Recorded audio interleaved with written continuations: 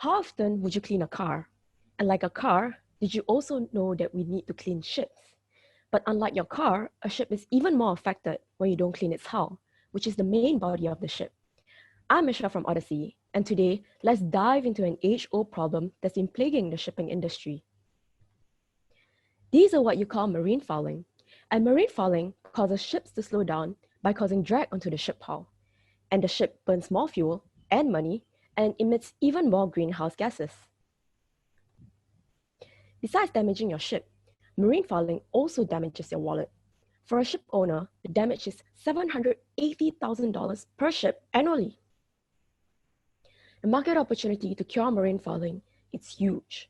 Our solution has an estimated value of $45.5 billion. We have identified Singapore as our first market for a strategic location as a port city, which gives us a potential revenue of $235 million. Singapore is our beach-shaped market, given its strategic geography, the vision for a modern seaport, and most importantly, the government support for the maritime industry. And this is the value that we bring to ship owners. Primarily, we can cut down their fuel consumption and carbon footprint. And as a trickle-down effect, we can help them meet regulatory compliance and also preserve the health of their ships. Now that you understand our solution, let's have a look at where we stand in the industry. Aside from dry docking, we also have expensive hull cleaning robots and manual hull cleaning services. And our value is in being an affordable and portable solution. Introducing Odyssey. On a very high level, we work like a Roomba for the ship. Our unique design and dual propulsion technology is unlike any remotely operated vehicle you've ever seen. With our dual propulsion technique, like a fan, we control the amount of fluid passing through to navigate better along the sides and the bottom of your hull to clean your ship. And we do not use electromagnetism technique like other ROV, which tends to interfere with the machineries in the hull. And with our technique, we can move a lot faster than an average ROV. Our concept has drawn positive feedback from the maritime industry because we provide an interesting, new, novel, and alternative solution to traditional diving methods. We spoke to Tata, which is also one of the biggest shipping lines in the industry, and even secured 2 letters of intents with JP Ocean and Tritech. And with the backing of our industry partners, we are geared to disrupt the industry. So something that is not actually squeezed into this slide in time is a recent conversation that I had with the co-founder of BX.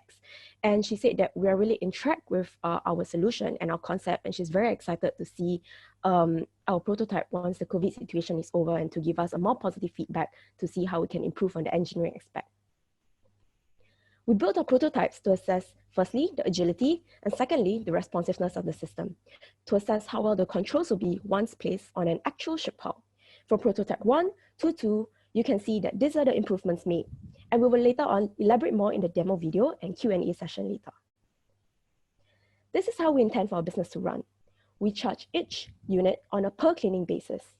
When a cargo ship docks at a port, it's idle, but divers are not able to enter this area to clean during this period, which is the perfect opportunity for ship owners to rent an Odyssey and deploy it for cleaning. But also, this is not to say that Odyssey will replace all commercial diving jobs, because there will always be repairs and tasks that require human expertise of a commercial diver. Introducing our very capable team of engineers, we are excited to bring Odyssey to life.